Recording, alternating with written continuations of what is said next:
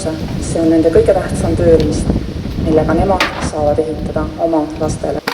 Vaid palju tegija oskustest ja unistustest ja tegutsemisjulgus.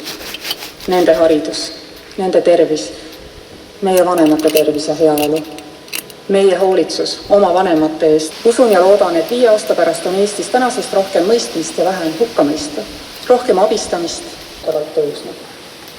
Seegi on kodanike ühiskonna arengumärk.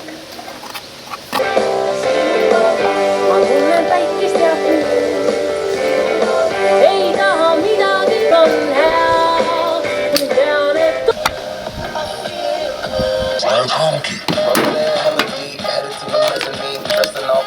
my gator shoes, those are green drapes that I left for me. Girl standing next to me.